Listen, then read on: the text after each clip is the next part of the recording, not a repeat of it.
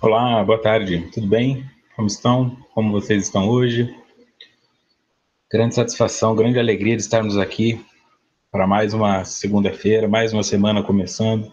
Para algumas pessoas o ano começa hoje, né? Mas para nós o ano já começou faz tempo. Então vamos seguindo aí, tá bom? Muito bom.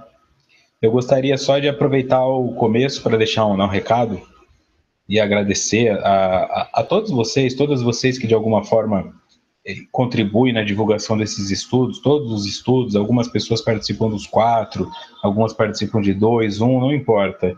De forma geral, essa ajuda de vocês é muito importante, tá bom? Principalmente no momento que vai avançando e o trabalho vai crescendo, como alguns de vocês acompanham a página sabem, eu comecei a ter problema com algumas feministas, né? E agora, além das feministas, estão me apontando que eu não tenho direito a ter uma opinião porque eu sou homem e branco. Então fica difícil, tá? Eu só queria deixar esse recado porque eu preciso do apoio de vocês. O apoio de vocês é curtir os vídeos, somar um número maior de pessoas do que as que vão rejeitar, porque provavelmente começará uma avalanche de pessoas vindo contrapor as coisas aqui, tá? Então eu deixo já explícito isso, que o objetivo dos estudos é a quebra de paradigma. Eu não sou um contador de histórias, tá bom? Eu também não sou um cientista que fica o dia inteiro no laboratório. Então, o objetivo é a quebra de paradigma. Se você não tem disposição para que um paradigma seu seja quebrado, para que uma convicção sua seja confrontada, então talvez esse não seja o lugar para você, tá? Existem momentos e momentos. Isso aqui não está passando na TV aberta, isso aqui é um canal que você tem que entrar no vídeo, assistir ao vídeo se você quiser. Então, assim, não estou te obrigando a concordar com a minha opinião, não estou te obrigando nem a assistir esse vídeo, tá? Mas também não me obrigue a ler coisas pejorativas e pesadas como foram colocadas para mim.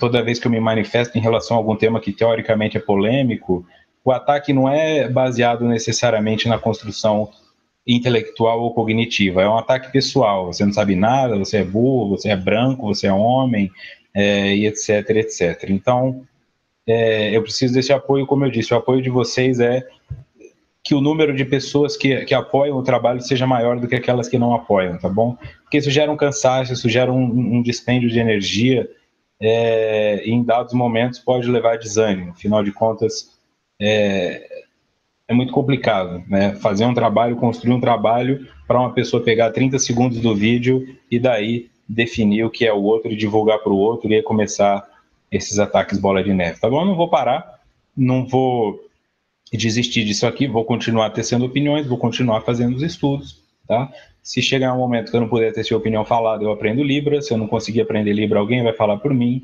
mas eu não vou desistir de quebrar paradigma. Estou consciente do que está acontecendo e tem um grupo de pessoas por detrás aqui apoiando isso e que com certeza seguirão juntos, tá bom? Só esse recado, porque esse recado é importante, porque daqui para frente eu acho que vai vir uma escadinha aí de pessoas vindo só para denegrir a imagem. Boa tarde, então, para o pessoal do YouTube. Aqui temos o Ruben, a Rosimari, aí vocês vão vendo de onde eles são, tá bom? O Dioclésio, o Mário, a Kátia, quem mais? A Rita fica nos dois, ainda está em dúvida. A Luciene, a Cati Souza, é Cati Souza ou Kátia Souza? São duas, não é a mesma pessoa. A Luzia acho que vai estar nos dois também. A Lourdes Boraski, o Pierre Cabral, falei o Dioclésio, Antônio Viana, vocês vão vendo aí, ó, todo mundo, a Maís Oliveira, tá? Terezinha, Rosilili, Tom Costa, Divani, Rita de Cássia, Thiago Ferreira, o Décio aqui também, olá Décio, também expositor, Norival, Cristina, Nila, Diego, Márcio, Vânia e Ederson, tá bom? Vocês também que acompanham pela Rádio Amigo Espírita, muito obrigado pela companhia, também no SoundCloud, onde quer que você esteja apoiando esses estudos, né? Nós estamos vendo, nós estamos ligados e muito gratos por isso também, né? Comentários deixados aqui no YouTube, as pessoas às vezes não comentam, comentam lá na página e tal. Então isso é importante, porque alguém que não assiste o estudo vai se basear nos comentários que tem. Se não tem comentário, ela acha que não tem validade e acaba não assistindo. Sebastião de Cornélio Procópio, no Paraná, aqui no Hangout. A Luzia Lobato, de Natal, Rio Grande do Norte. A Estela Xavier, de Blumenau, Santa Catarina. A Helenice de Barra do Garças, Mato Grosso. A Shirley Vera, de Pirituba, São Paulo. A Cristina, de São Mateus, no Espírito Santo. A Elizabeth Sartori, de Cuiabá, Mato Grosso. A Cristina Assunção, de São Mateus. O Cristiano Trench, de Itapetininga, São Paulo. E aqui temos a Flávia. Vou colocar aqui, porque ela deve estar muito feliz. Nós estamos com a sua presença. Muito feliz ao vivo. Comecei os estudos em maio de 2016 e alcançou ao vivo.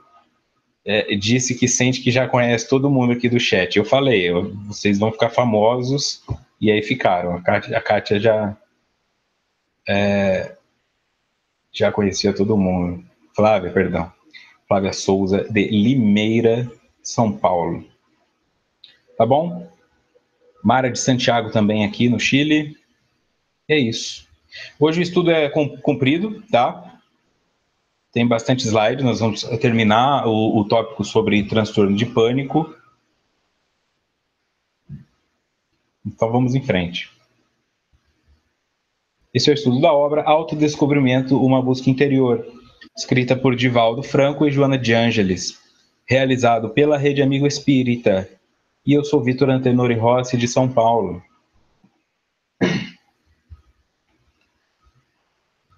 Estamos no encontro de número 80, capítulo 9.3, Pânico, parte 2. Agradeço aí os comentários. Seguindo. Na anamnese do distúrbio de pânico, constata-se o fator genético com alta carga de preponderância e, especialmente, a presença da noradrenalina no sistema nervoso central. É, portanto, uma disfunção fisiológica. Predomina no sexo feminino, especialmente no período pré-catamenial, o que mostra haver a interferência de hormônios, sendo a menor incidência durante a gravidez. Catamênio, fluxo de sangue e menstruação. Coincidentemente, no Triunfo Pessoal também teve esse glossário, né?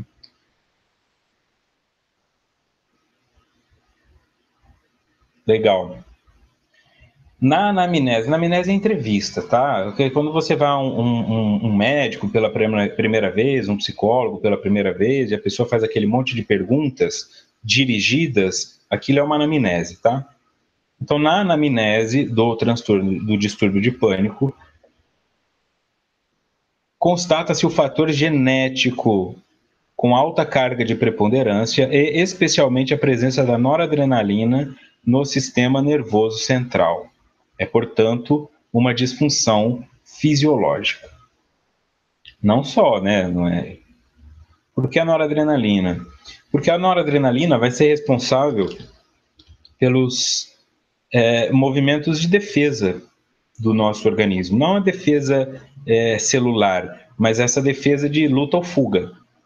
Quando estamos diante de uma situação de risco, nós temos uma liberação de noradrenalina, uma captação de noradrenalina e de serotonina maiores, porque isso permite que nós aumentemos as nossas potências em todos os sentidos. Tá? Então, diante de uma situação que te causa medo, diante de uma situação que causa estresse, a tua pupila pode dilatar, se você estiver no escuro, a sua pressão arterial aumenta, a sua respiração aumenta, tudo aumenta, para que você consiga correr, o seu tônus muscular aumenta, e isso tudo é direcionado por esses neurotransmissores. Então, o que acontece? No transtorno de pânico, essa liberação acontece mesmo que não exista um objeto de perigo real.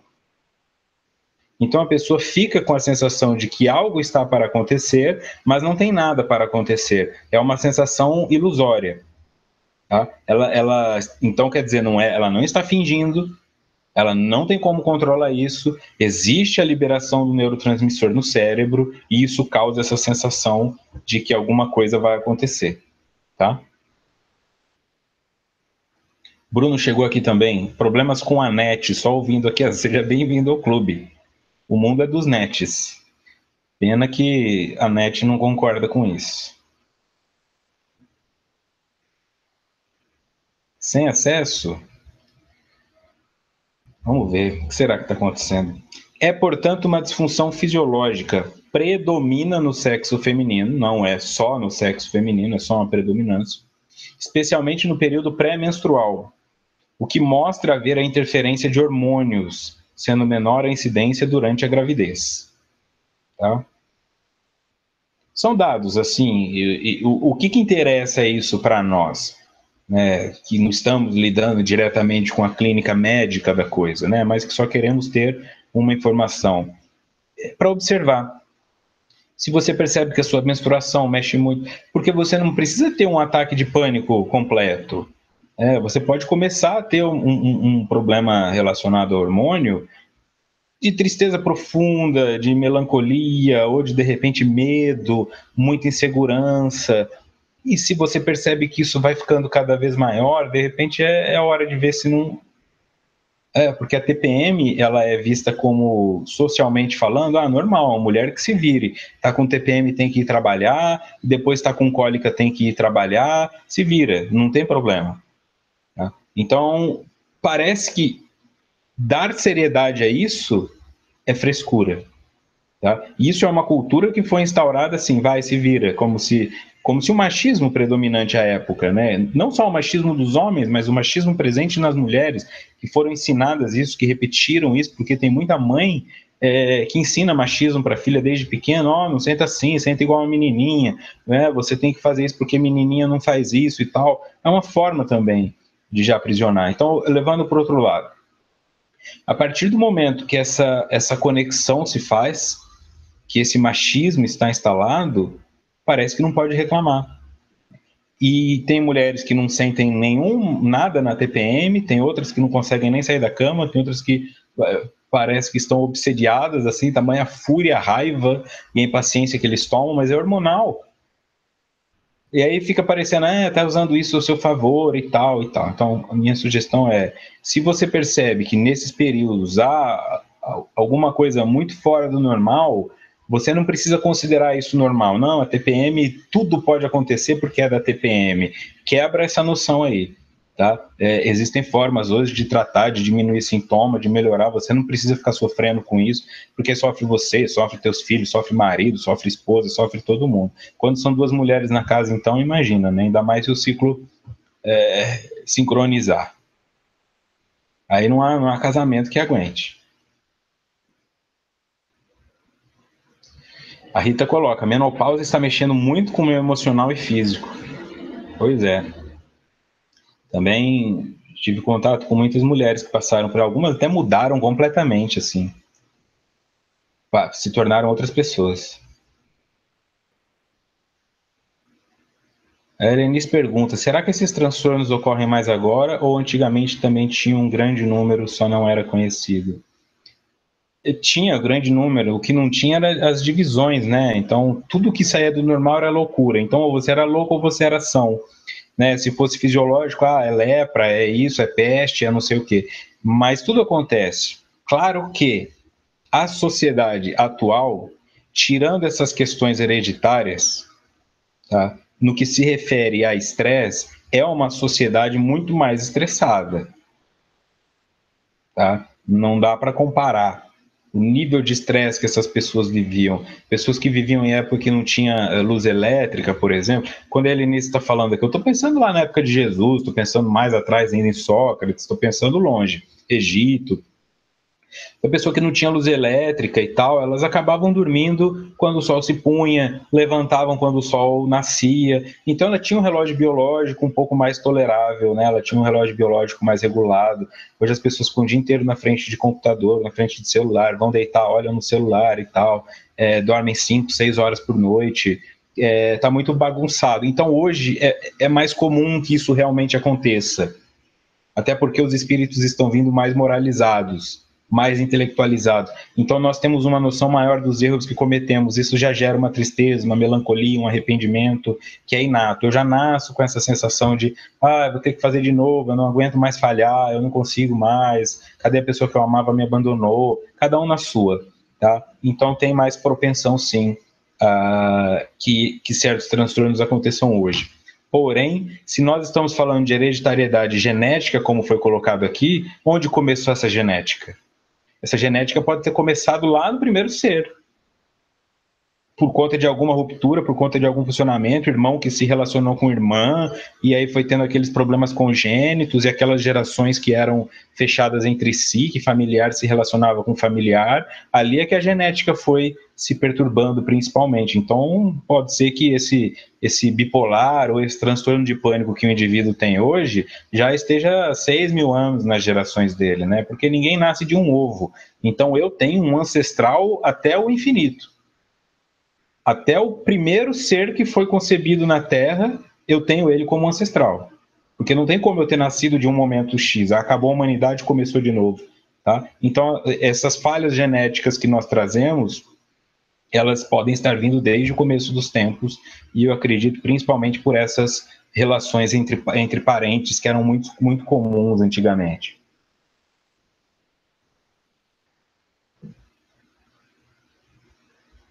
Ainda hoje também, não é? Eu conheço várias pessoas que se relacionam com primos e primas de primeiro grau.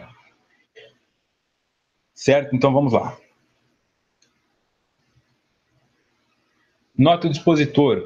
No artigo Transtorno de Pânico, da doutora Ana Beatriz Barbosa Silva, psiquiatra, ela diz o seguinte: o cérebro produz substâncias chamadas neurotransmissores, que são responsáveis pela comunicação que ocorre entre os neurônios, que são as células do sistema nervoso. Estas comunicações formam mensagens que irão determinar a execução de todas as atividades físicas e mentais do nosso organismo. Por exemplo, andar, pensar, memorizar, etc. Um desequilíbrio na produção desses neurotransmissores pode levar algumas partes do cérebro a transmitir informações e comandos incorretos. Isto é exatamente o que ocorre em uma crise de pânico. 2 pontos. Existe uma informação incorreta alertando e preparando o organismo para uma ameaça ou perigo que na realidade não existe. É como se tivéssemos um despertador que passa a tocar o alarme em horas totalmente inapropriadas. No caso do transtorno do pânico, os neurotransmissores que se encontram em desequilíbrio são, 2 pontos, a serotonina e a noradrenalina. Fica muito bem explicado, eu gostei do jeito que ela colocou, tá? Ela tem um site bem legal lá, aqui ó, doutoranabeatriz.com.br, explicou de forma bem simples, né? Sem muito blá blá blá, sem muita elucubração. Eu pelo menos gosto assim. Então, voltando aqui em Joana. Especialmente a presença de noradrenalina no sistema nervoso central. E a doutora explica para nós o motivo, tá bom? Ficou claro aqui a atuação da... Ah, você tem o livro dela? A Estela tem o livro dela. Isso.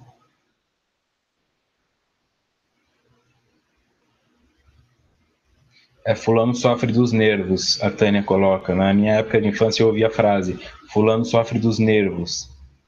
Os coitados eram tratados até em hospital psiquiátrico. Esta coisa de falar, de sofrer dos nervos, ela é comum dos latinos.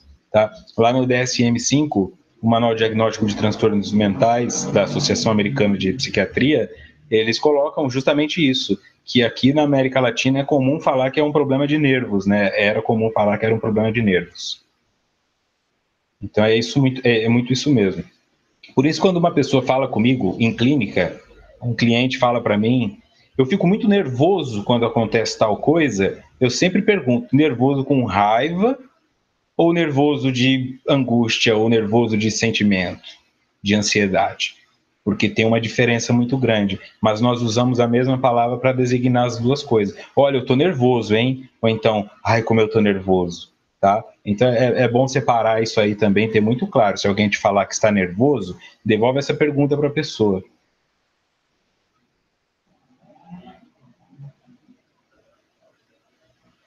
Vamos ver aqui.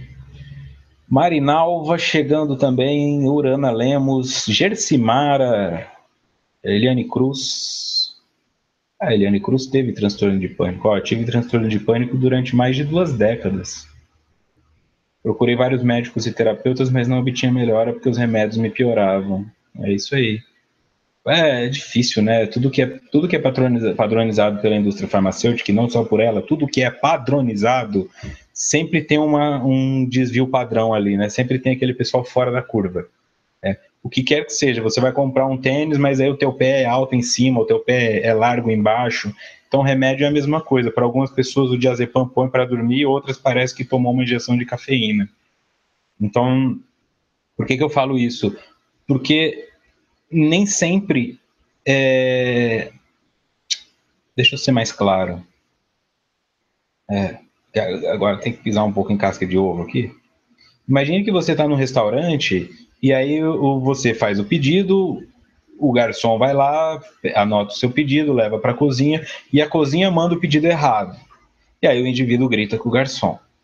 Tá? O psiquiatra passar um medicamento e o medicamento não funcionar para você, não significa que o psiquiatra errou, que o médico errou. Tá? Não tem como a pessoa saber. Então ele receita um medicamento que é padronizado, ó, de 100 pessoas que eu atendi, para 90 funcionou. 95 não fez efeito e 5 tiveram problema. E aí ele vai ver o que vai acontecer com você. Tá? Não te usando como uma cobaia, lógico que são riscos controlados. Ah, não funcionou para mim, aí ele vai ter uma outra coisa na manga, tá? Então fica essa coisa de... porque às vezes a pessoa chega já bufando com o médico, sai falando mal, boca a boca queima a pessoa, aí os pacientes começam a diminuir, ele não sabe por quê, e foi por uma pessoa que culpou o médico por um problema que foi do medicamento. Quer reclamar, vai lá no laboratório farmacêutico e reclama, mas não reclame com o profissional que receitou, porque ele está fazendo o que é comum a ele fazer. Se ele insistir em te dar um remédio que te faz mal, aí você pode sentar e conversar com ele. Mas a maioria não vai fazer isso. Vamos lá. Voltando em Joana. Sem dúvida, a terapia psiquiátrica faz-se urgente, a fim de que determinadas substâncias químicas sejam administradas ao paciente, restabelecendo-lhe o equilíbrio fisiológico. Invariavelmente, atinge os indivíduos entre os 20 e os 35 anos, podendo surgir também em outras faixas etárias, desencadeado por fatores psicológicos, requerendo cuidadosa terapia correspondente. Sem dúvida, a terapia psiquiátrica faz-se urgente nestes casos, tá?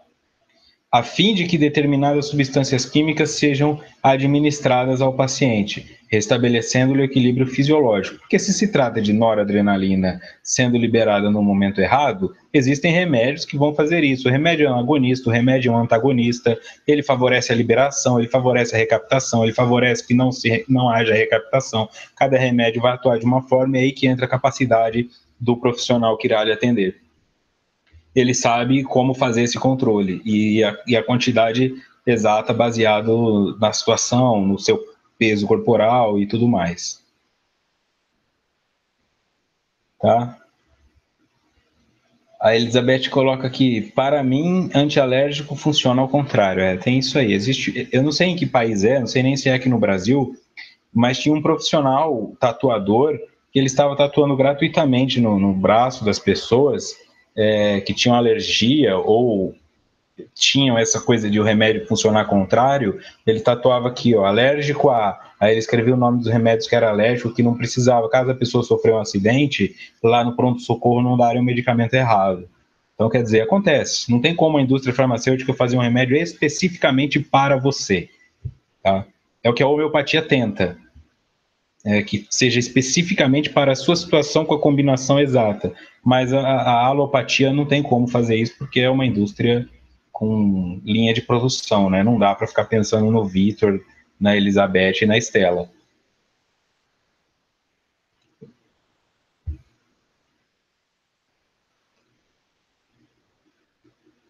Invariavelmente atinge os indivíduos entre os 20 e os 35 anos, podendo surgir também em outras faixas etárias, desencadeado por fatores psicológicos, requerendo cuidadosa terapia correspondente. Então aqui entra essa questão, tá?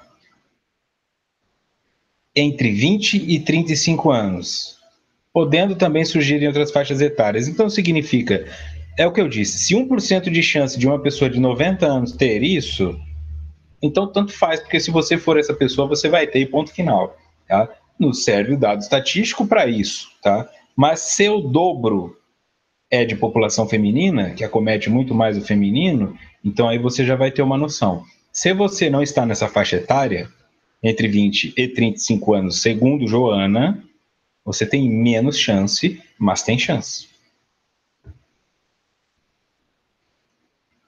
A Lúcia diz que o marido dela vai precisar do braço inteiro tatuado, é alérgico a tudo. Se for comida também, fica difícil. Tem gente que é alérgico a tudo.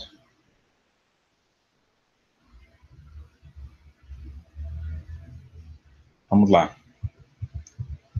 Nota do expositor. Aqui, outro artigo sobre transtorno de pânico, tá? Do Giovanni Salum, da Carolina Blay e da Gisele Manfro.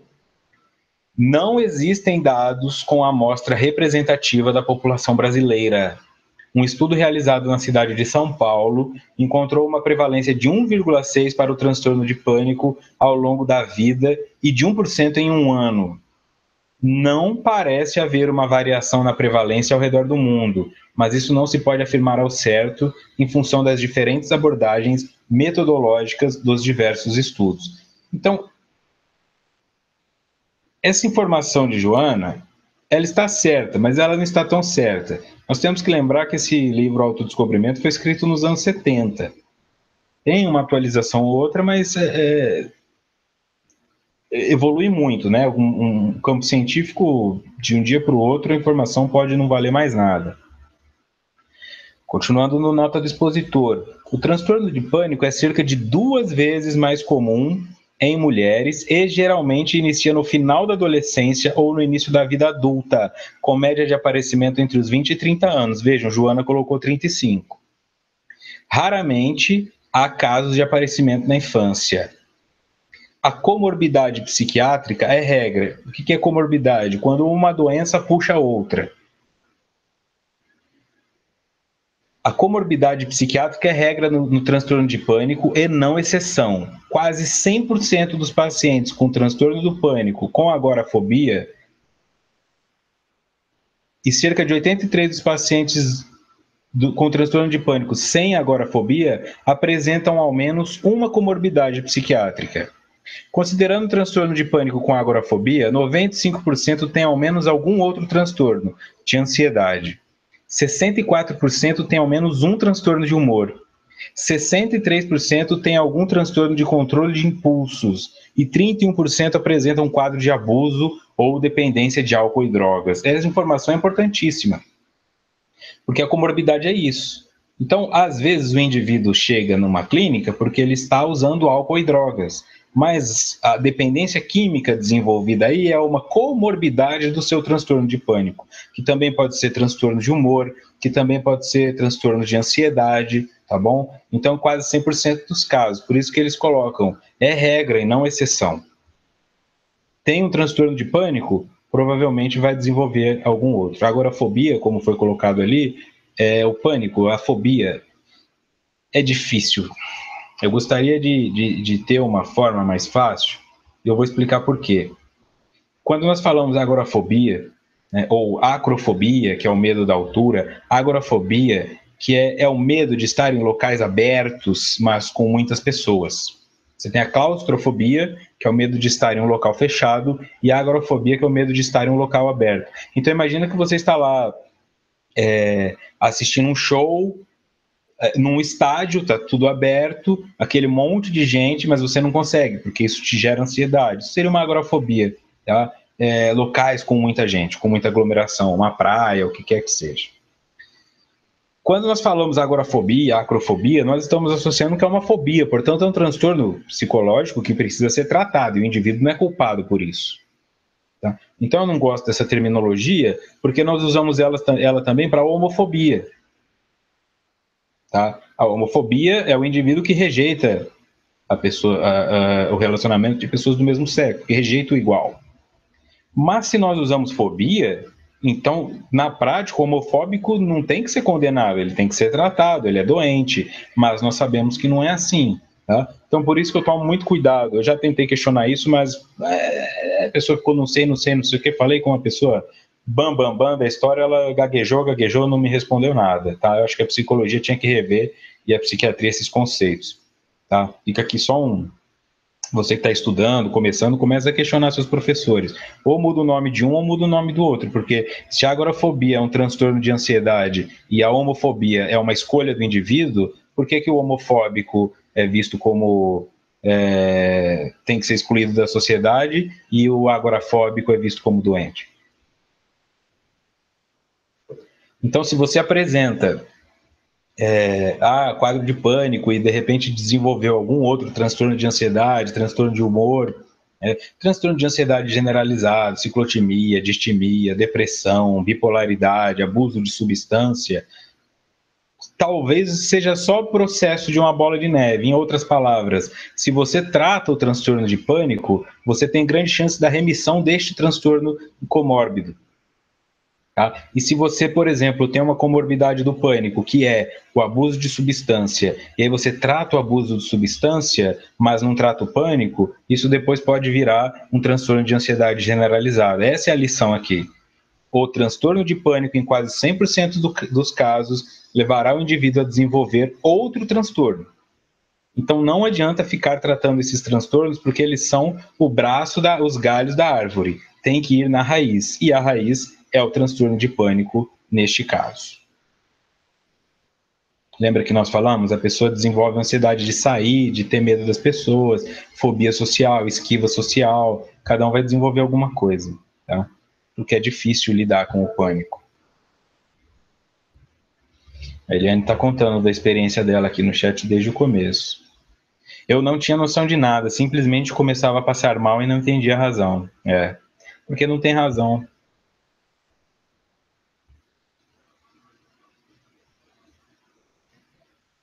Voltando em Joana. Há, entretanto, síndromes de distúrbio de pânico que fogem ao esquema convencional. Aqueles que têm um componente paranormal, como decorrência de ações espirituais em processos de lamentáveis obsessões. Tá? Então, agora nós saímos da parte que é científica e nós vamos para outra que também é, mas que não é. Existe muito esse debate de que não é científico, etc., não dá para provar isso aí. Então é aí que entra os divisores de água que eu falei. Se você está no estudo de uma obra, chega a ser engraçado.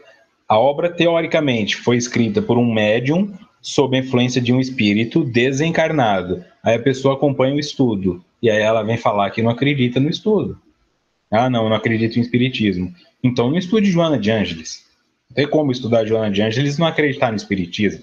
E se você acredita que o senhor Divaldo Franco detém todo o conhecimento de tudo que ele escreve, então o cara realmente é um gênio. É impossível saber tudo que o Divaldo sabe. Porque são vários espíritos que sabem através dele, tá bom? Então nós vamos lá. Ela fecha a questão fisiológica, fecha essa questão cerebral, neurológica, e vai entrar agora na questão mediúnica. Agindo psiquicamente sobre a mente da vítima, o ser espiritual estabelece um intercâmbio parasitário, transmitindo-lhe telepaticamente clichês de aterradoras imagens que vão se fixando, até se tornarem cenas vivas, ameaçadoras, encontrando ressonância no inconsciente profundo, onde estão armazenadas as experiências reencarnatórias, que, desencadeadas, emergem, produzindo confusão mental, até o momento em que o pânico irrompe incontrolável, generalizado. Dá-se, nesse momento, a incorporação do invasor do domicílio mental, que passa a controlar a conduta da vítima, que se lhe submete à indução cruel.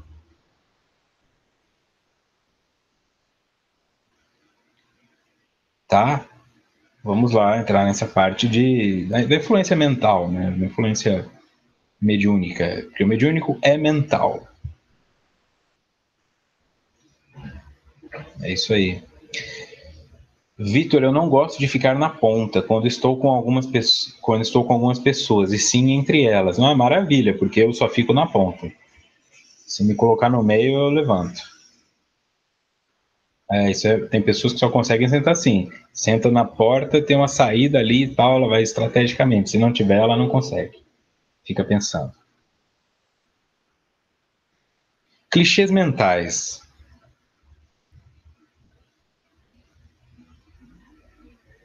Muito interessantes as histórias do chat. Pena que não dá para compartilhar tudo. Deixa eu só colocar aqui para vocês verem. Aí. Histórias. Ansiedade. Aqui a Eliane contando o que eu falei. Não. Não é medo. O pânico não é necessariamente o medo, né? Se você tem medo de alguma coisa, você tem medo de alguma coisa. Porque a Elenice perguntou aqui. Mas o pânico é um quadro como a Eliane contou, né? Se você rolar a barra para cima, você vai ver que a Eliane está contando bem sobre isso. O medo, você tem noção que você tem um medo, você sabe que você tem um medo. O pânico, você não tem como controlar, principalmente se for essa descarga de noradrenalina. Tá bom? Fui diagnosticada, transtorno de ansiedade, teve uma crise de pânico, achou que ia morrer, foi horrível, melhorou com os estudos de conhecimento interno, Urana, viu? Então, você acredita que a homeopatia pode ajudar em alguns casos, sendo que são casos fisiológicos? O Thiago pergunta. Thiago, para que eu responda a sua pergunta, tem que ir para o seguinte: eu não tenho condições de confirmar e de rejeitar essas questões, tá? O que eu acredito, por tudo que já estudei, a mente controla o corpo. Então, por uma indução mental, eu posso controlar meu corpo e até curá-lo ou adoecê-lo. Então, se a homeopatia, eu não falo nem se o remédio vai fazer efeito, ou se o remédio não vai fazer efeito, porque existem estudos também na alopatia com placebo, que a pessoa se cura tomando placebo e a outra que está tomando remédio não. Tá? É o quanto de fé a pessoa coloca naquilo que ela está tomando. Se eu te der um tic-tac e falar, tome isso aqui que você vai melhorar, talvez você melhore. Né? É muito representativo a passagem bíblica quando as vestes de Jesus são tocadas. Tua fé te curou. Percebe? Não é a veste de Jesus. Se fosse a veste de Jesus que tivesse algum poder de fazer alguma coisa, era só ele pendurá-la num varal e as pessoas iam passando embaixo dela.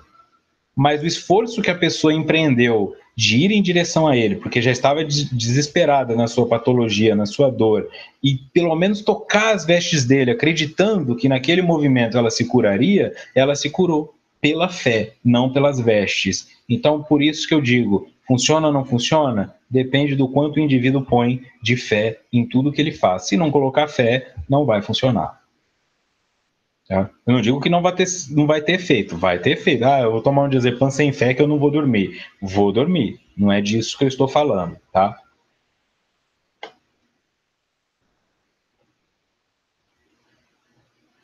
É isso aí.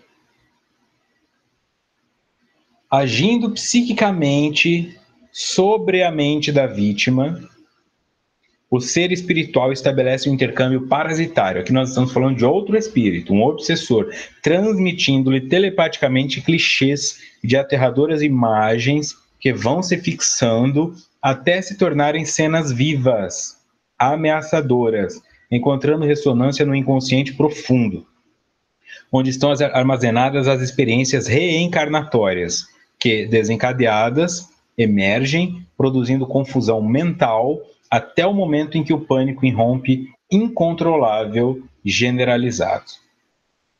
Como eu disse já anteriormente, trabalho lento. O obsessor não chega dando paulada com tacape na cabeça de ninguém. Ele vai na manha. Então, como seria isso?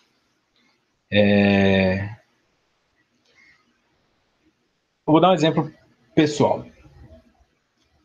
Em dado momento, acredito que há cerca de 10 anos, ou um pouco menos, eu tentava fazer essas meditações que hoje eu coloquei lá, sabe aquela palestra, Espiritismo Libertário, aquela oração do final, isso tudo já vem de muito tempo, de tentativas de meditação para encontro com o sagrado. E toda vez que eu fechava os olhos, vinha para mim uma imagem de morcegos com olhos vermelhos, um monte de demônio, assim, imagens demoníacas. que provavelmente são fóbicas para mim. Eu fechava o olho e vinha aqueles morcegos, aí o olho abria, porque é um susto, tá? Então é essa noção, tá? Pode ser a sua mente, que já tem essas noções fóbicas, ou pode ser uma indução exterior. Qual foi o procedimento que eu tomei? Eu comecei a assistir vídeos de morcegos, bebês, que são mais toleráveis, né? E morceguinho bebê, e o morceguinho crescendo, e um morcego aqui, um morcego ali, o morcego tomando uma madeira. Eu desconstruí o morcego como fóbico para mim. Então agora pode mostrar a imagem do morcego, que eu não vou ficar fóbico, né? E isso foi construindo com várias coisas. Hoje barato eu consigo pegar na mão, por exemplo. Não tem mais esse problema. Tá? Então qual que é o objetivo aqui? Tenta desconstruir. Não de uma vez, mas vai desconstruindo. Eu fecho os olhos, eu vejo cobras. Começa a entrar em contato com cobras, com fotos de cobra, com imagem de cobras, com pensamento de cobra. Tira o poder que ela tem sobre você, porque aí você desarma quem está tentando te atravancar. Tá? Novamente, não é que você vai chegar amanhã e vai encontrar com a cobra, vai ficar à noite esperando um morcego passar. Você vai fazer um trabalho de dessensibilização sistemática, né? É uma técnica da TCC, da cognitivo-comportamental, e aos poucos você vai conseguindo entrar em contato de novo com aquilo. Quando não tinha objeto fóbico, porque eu consegui essas imersões, tá? Não sei se era obsessor, se não era obsessor, se era só minha mente bloqueando, também não vem ao caso. Mas é este o ponto. Então, o que o indivíduo faz? A Terezinha tem medo de sapo. Então, a hora que a Terezinha fecha os olhos, imagem de sapo. Sapo. A Terezinha está andando em casa fazendo o almoço, olha, deve ter um sapo ali no canto. Eles vão colocando na sua mente, ó, tem sapo, tem sapo, tem sapo, tem sapo, tem sapo. E aí aquilo vai começando a tomar uma forma, bate com coisas que aconteceram anteriormente em vidas passadas, como foi colocado aqui, não dá para saber, né? De repente lá numa vida pregressa ela foi torturada sendo jogada numa piscina de sapo e aquilo tudo volta. É isso que ele está dizendo aqui. O espírito obsessor sabe qual é a tua fobia, sabe algumas das suas experiências anteriores e ele vai tentar te levar de novo nela, porque você vai ressentir. Tudo aquilo que você configurou como tortura lá atrás ou como uma situação de extremo trauma, ele vai tentar te fazer reviver aquilo pouco a pouco. E aí, quando você se dá conta, instaura uma crise de pânico. Começa no mediúnico. Então, significa que não tem liberação de noradrenalina? Tem. Tá? Mas isso já não é mais só uma questão genética. É uma questão de uma influenciação magnética, uma influenciação telepática, espiritual, parasitária, como foi colocado aqui.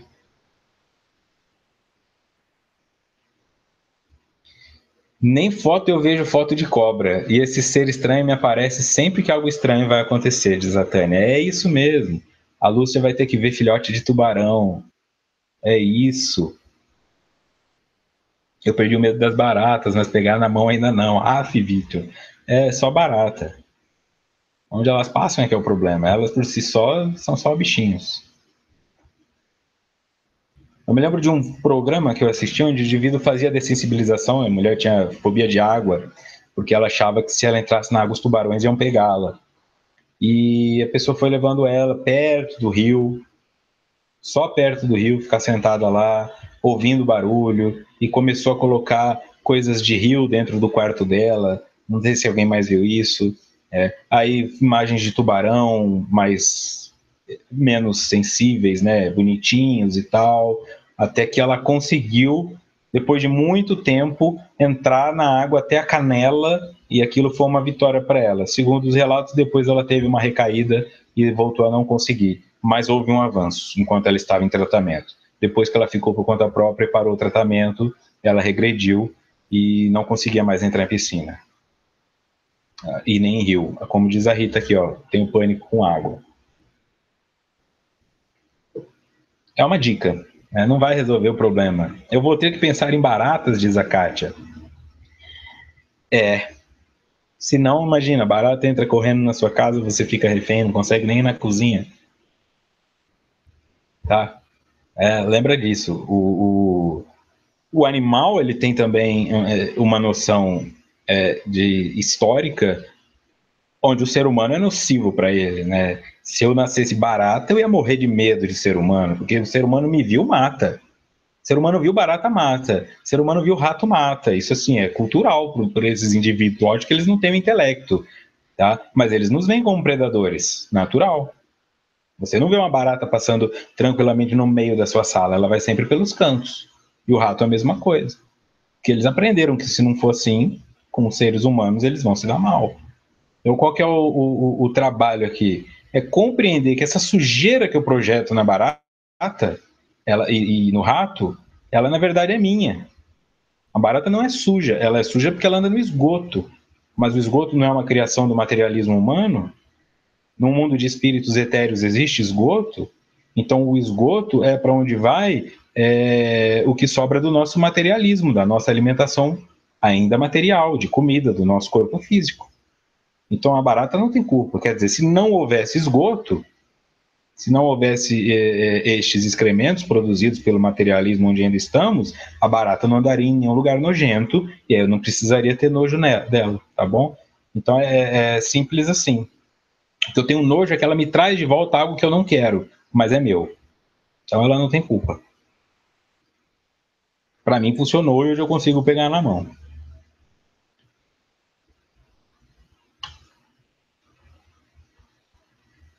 Dá-se nesse momento a incorporação do invasor do domicílio mental, que passa a controlar a conduta da vítima que se submete à indução cruel. Incorporação do invasor do domicílio mental que passa a controlar a conduta da vítima que se lhe submete à indução cruel. Tá? Então, essa incorporação os valores desse indivíduo são incorporados por mim. Ele não toma conta do meu corpo aqui dentro e o meu espírito fica vagando no vácuo. Ele passa a me controlar mentalmente. Eu incorporo ele e aí é como se ele estivesse controlando o meu corpo, mas ele está controlando o meu corpo, controlando a minha mente e eu respondo a isso. É uma diferença porque senão parece que ele entrou no meu corpo e agora onde está o meu espírito? Seu espírito não será tirado do seu corpo para que outro entre. Tá bom? Mas ele vai entrar na sua mente e entrando na sua mente ele controla o seu corpo, controla a sua fala, controla o que for preciso controlar. Lembrando, isso não acontece da noite para o dia, não é uma coisa tão simples, é possível de ser revertido e não é tão comum como se parece, para chegar numa obsessão desse nível. Nota do expositor, no livro O que é o Espiritismo, no capítulo 1, Loucura, Suicídio e Obsessão, Allan Kardec traz o seguinte: todas as grandes preocupações do espírito podem ocasionar a loucura. As ciências, as artes, a religião mesmo, fornecem o seu contingente. A loucura provém de um certo estado patológico do cérebro, instrumento do pensamento. Estando o instrumento desorganizado, o pensamento fica alterado. A loucura é, pois, um efeito consecutivo, cuja causa primária é uma predisposição orgânica que torna o cérebro mais ou menos acessível a certas impressões. E isto é tão real que encontrareis pessoas que pensam excessivamente e não ficam loucas, ao passo que outras enlouquecem sob o influxo da menor excitação. Então, quando Kardec está falando da loucura, porque ele está falando de loucura e suicídio, tá? Mas aí entra aquilo que foi falado no começo. A psiquiatria, como nós conhecemos, ela é uma ciência recente, tá? Começo de 1900. Então, Kardec ainda não tinha acesso a essas psicopatologias. E mesmo em 1900 ainda não tinha essa divisão, certo? Então, quando Kardec fala loucura, ele está falando tudo que foge à normalidade. E aí você pode ter a bipolaridade, aí você pode ter o pânico, aí você pode ter o toque, você pode ter qualquer coisa que as pessoas olhem e falam, essa pessoa está louca.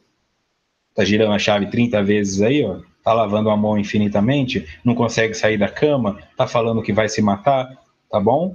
Então, o que ele diz aqui?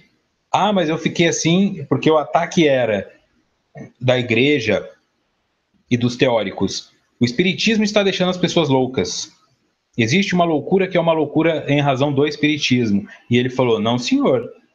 Qualquer coisa pode deixar as pessoas loucas, mas para isso é necessário que haja uma predisposição genética e que o cérebro se desorganize. Mas isso pode acontecer com o indivíduo estudando matemática, física ou fazendo nada. Não é o espiritismo que causa isso. O espiritismo apenas permite que a questão se resolva. Então não é porque você virou espírita que você fica médium. Você já tem a mediunidade, vai ter problema com ela, sendo ou não espírita.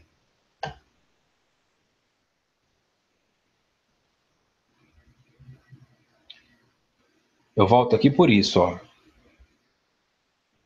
Tá?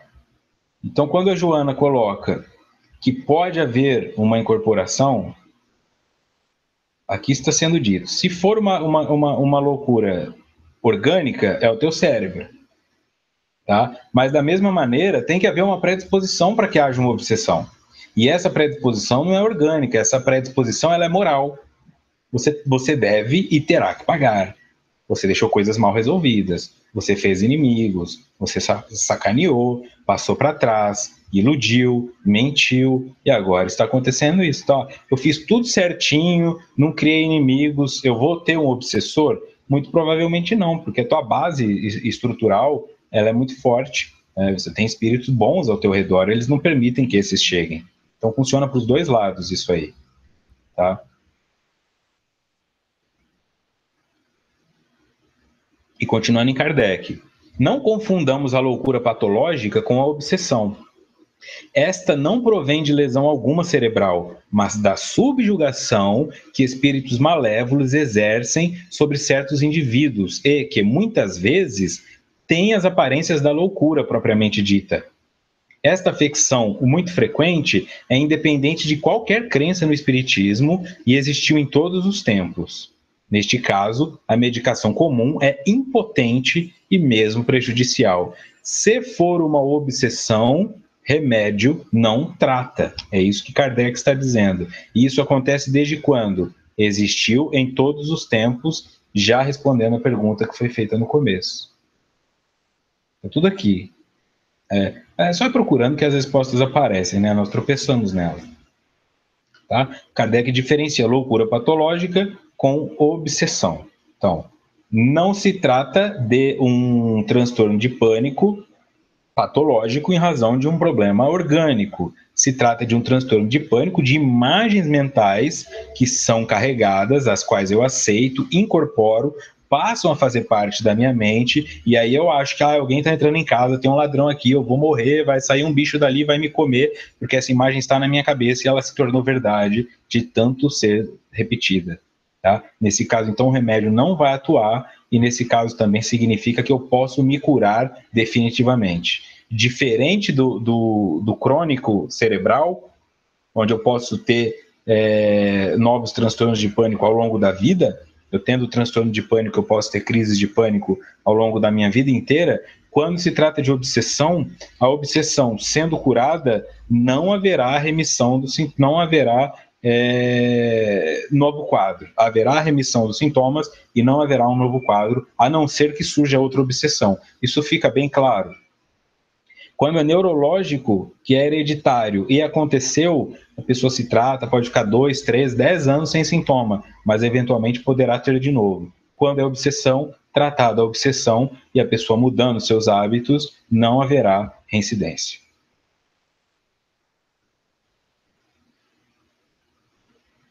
Ajuda, a obsessão é tratada com tudo, né? A obsessão é biopsico, sócio espiritual. Tem que mudar as amizades com quem se relaciona, tem que mudar a maneira que pensa, aí é onde entra a terapia, tem que mudar, às vezes tem que tomar alguma suplemento vitamínico, tem que fazer uma atividade física.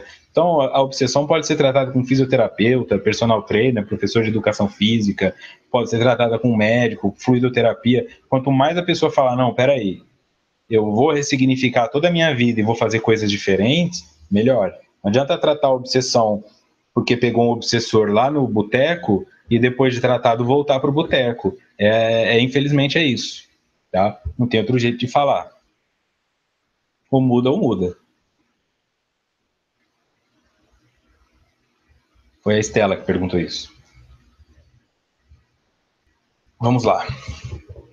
Volta, Joana. Cresce assustadoramente na sociedade atual essa psicopatologia mediúnica, que está requerendo sérios estudos e cuidadosas pesquisas. As terapias de libertação têm a ver com a transformação moral do paciente, a orientação ao agente e a utilização dos recursos da meditação, da oração, da ação dignificadora e beneficente. Está respondido também por Joana. Vamos ver uma frase aqui do Roberto. Roberto. Fazia tempo que eu não te via, Roberto. Roberto Camurci. A reforma íntima nos desconecta do obsessor em virtude da mudança de nossa sintonia. Ele falou isso antes do slide, hein? Tá? Ó, as terapias de libertação têm a ver com a transformação moral do paciente, a orientação ao agente, que é o obsessor. Ele será orientado porque ele também é um espírito em sofrimento, ele também está perdido, ele também está moralmente preso a uma mágoa, a uma vingança. Então, se ele for orientado, talvez ele liberte o indivíduo. Pode acontecer do obsessor se curar do quadro antes do obsidiado. Pode acontecer. Tá? O obsediado fica lá, tira esse cara de mim, tira esse cara de mim. E aí o obsessor está lá recebendo palestra. Calma, não fica perto dele, você está estragando sua vida, olha sua mãe ali. Aí ele vai embora, se recupera, mas o obsediado continua repetindo os hábitos dele. Tá? Então, sempre levar para esse lado. Não é um demônio irrecuperável, é um obsessor, é um cara, é uma mulher, é uma criança, é quem quer que seja, que sente que você lhe deve algo, seja uma satisfação, dinheiro ou amor, e está cobrando. Apenas isso. Por mais violento que seja, é apenas uma cobrança. Utilização dos recursos da meditação, que é difícil, porque essas imagens fóbicas ficam aparecendo, como eu falei, no meu caso do morcego, da oração, não pode ser uma reza, você tem que estar conectado com o que está orando, da ação dignificadora e beneficente. Então, quanto mais você faz o bem, menos mal você tem ao seu redor. Porque o espírito maligno, que está na maldade, não gosta de fazer o bem. É lógico que eles não dormem, mas ele não quer sair 8 horas da manhã para ir servir sopa. Ele não quer sair 9 horas da manhã para assistir palestra e música de coral. Então ele acaba não querendo te acompanhar. E se ele te acompanha, ele vai cair dentro de uma casa espírita cheia de espíritos que estão ali para ajudá-lo. Talvez ele nem volte. Tudo vai depender do livre-arbítrio, do quanto você merece aquela dívida.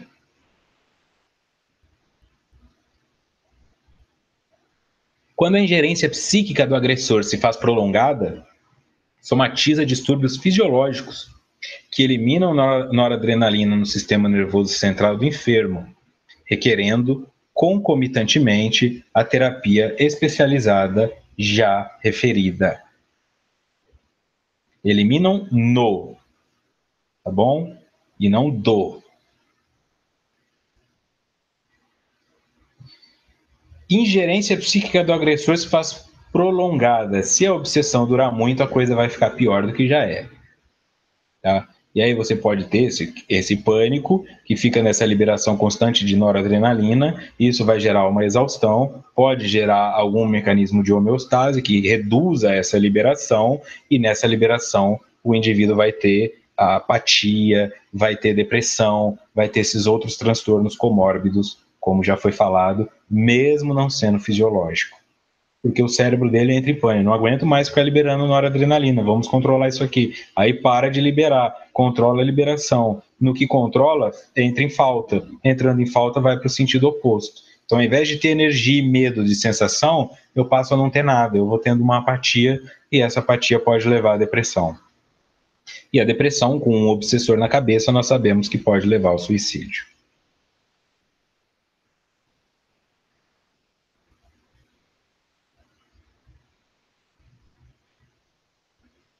Então aqui ele responde a Maís, pode deixar resquícios no corpo material, caso da obsessão? Se ela for muito extensa, pode, porque pode ser que eu tente cometer suicídio.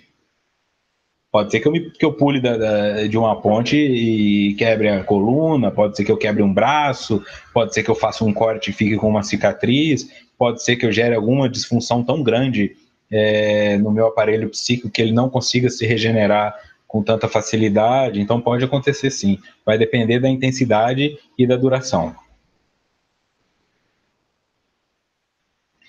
Mediante uma conduta saudável de respeito ao próximo e à vida, o indivíduo precata-se da interferência perniciosa dos seres espirituais perturbadores, adversários de existências passadas, que ainda se comprazem na ação perversa. Esse sítio que promovem responde por inúmeros fenômenos de sofrimento entre os homens. Mediante, ou seja, é o método. Qual que é o método dela? Conduta saudável. Você se conduz saudavelmente. Conduta saudável envolve a tua alimentação, envolve atividade física, envolve o teu sono, teus hábitos, a forma como você se comunica, o quanto você se socializa, a tua sexualidade. Então, fique pensando, o que é conduta saudável? É tudo isso. Quão longe eu estou disso? Muito ou pouco? Às vezes a pessoa tem uma alimentação boa, mas dorme mal. É muito difícil encontrar alguém que tenha uma conduta saudável. Nós temos uma conduta não saudável com lapsos saudáveis na maioria das vezes, tá? A maioria. Tem exceções para os dois lados. Tem gente que não é saudável de jeito nenhum e tem gente que já está num caminho mais avançado. Mas, de forma geral, a maioria acerta num ponto e erra em outros 3. E é nisso que nós estamos aqui para fazer. É isso que estamos aqui para fazer. Reencontrar esse equilíbrio. Pacienciosamente. Calma, calma. Chegaremos lá. Não precisa ter raiva. É isso aí mesmo, Bruno. Tem nem... Eu já nem entro mais nesses embates. Às vezes eu entro porque o fogo sobe, mas tem que ter efeito para dar resultado. Ah, não serve para nada porque não me curou. Quem não se curou foi você.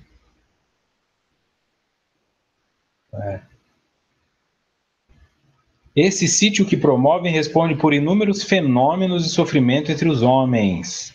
Então, conduta saudável, de respeito ao próximo e à vida.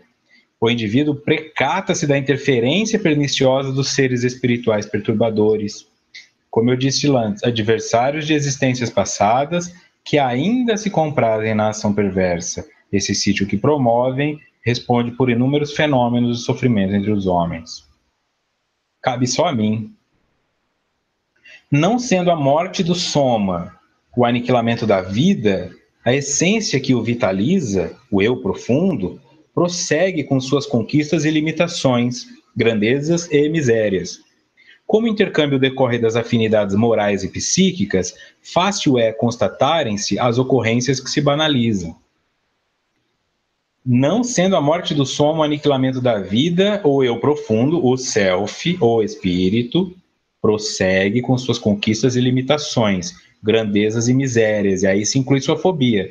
Você não vai ter... A tua fobia de barata não vai acabar porque você desencarnou, ela vai continuar. Tá? E aí, dependendo da sua projeção mental, se você for uma pessoa boa, você tem chance de acordar num lugar com a grama verdinha e tal. Mas se você é uma pessoa que faz muita maldade, passa muita gente para trás, pode ser que um grupo de baratas esteja te esperando do outro lado, porque é a tua fobia. Não porque foi colocado para te punir, mas para que a sua mente vai projetar suas fobias pela culpa que você traz, como uma forma de autoexpiação. A sua consciência se impregna da repulsa com relação a si mesmo pelas condutas que teve e suas fobias são projetadas. Se eu tenho medo de elefante, eu vou me ver lá na savana africana correndo de elefante. Se eu tenho medo de barata, vai ter barata para todo lugar. Se eu não tenho medo, então eu estou seguro. Mas o que eu faço para não ter medo? Eu tenho que trabalhar todos eles, um a um, até que eles não me dominem mais, que eu consiga desconstruí-los em mim. Tá? Então não é uma punição que alguém fará com você. É a sua mente que te dará isso como forma de expiação. Como o intercâmbio decorre das afinidades morais e psíquicas, fácil é constatarem-se as ocorrências que se banalizam.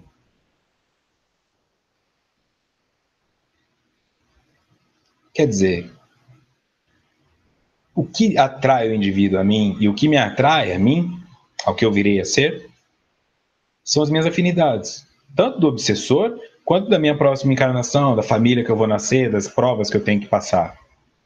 Então, baseado nisso aí, se eu não tomo cuidado, parece que não tem problema.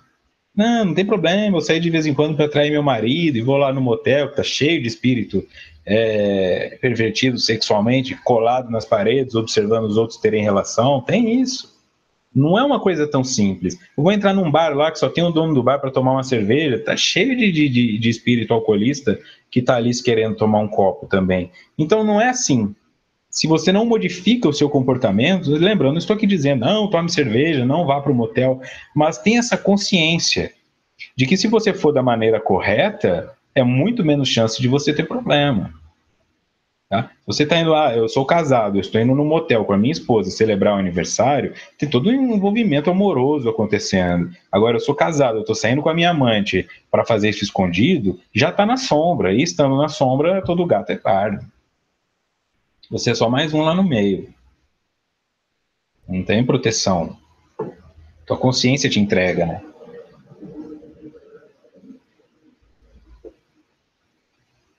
O medo, portanto, necessita de canalização adequada.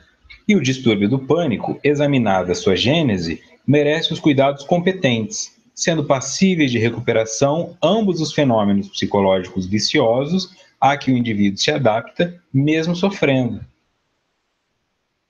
Medo. Vai falar do medo? Vai falar do medo. Tá? O que ela está dizendo? Eu tenho que dominar o medo. Veja, ó, canalizar o medo. O medo ele tem que ser utilizado para que eu seja, que eu tenha precaução diante das coisas, não fique me jogando de cabeça em tudo imprudente. Mas o medo demais, ele me domina. Um bichinho desse tamanho, eu não consigo sair do meu quarto. Mata essa barata, mata essa barata, mata essa barata. É pânico. E não precisa nem ter a barata, a ideia da barata. Se você der um bichinho de borracha, de plástico para a pessoa que tem fobia, nem esse bicho ela consegue pegar. E em casos mais graves, mesmo pensar sobre a coisa já gera sintomas de aceleração e pode levar ao pânico.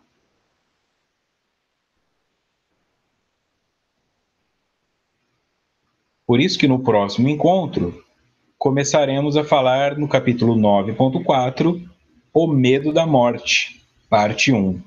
Porque se vence-se o medo da morte, que sobra, né? Que é o principal. Quer dizer, é o segundo principal. Lembremos, o primeiro medo das pessoas é falar em público. O segundo é a morte.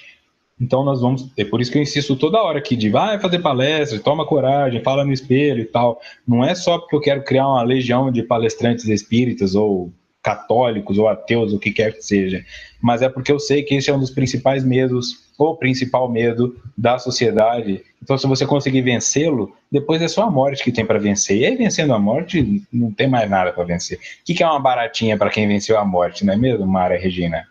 Ô, Cristina. Tá bom? Então, muito obrigado pela companhia. Lembra aí, quem puder dar essa força em todos os estudos, não queria ter que ficar toda hora falando isso, eu conto com vocês. Deixa um comentário aí no YouTube também, só falar, gostei, muito obrigado, porque isso incentiva outras pessoas a assistirem também e desencoraja essas que virão com as tochas e os garfos para me tirar do castelo como se eu fosse o Frankenstein ou a fera, tá bom? E, na verdade, o objetivo é só melhorar, é só crescer, tentar buscar alguma coisa com isso aqui tudo. Não é atacar ninguém, nem provar nada, tá bom? Obrigado então à Rede Amigo Espírita, obrigado a vocês da Rádio Amigo Espírita, do SoundCloud, do Hangouts e do YouTube, pela companhia, pela apreciação e pelo prestígio, tá bom? Uma ótima semana, um grande abraço e muita paz.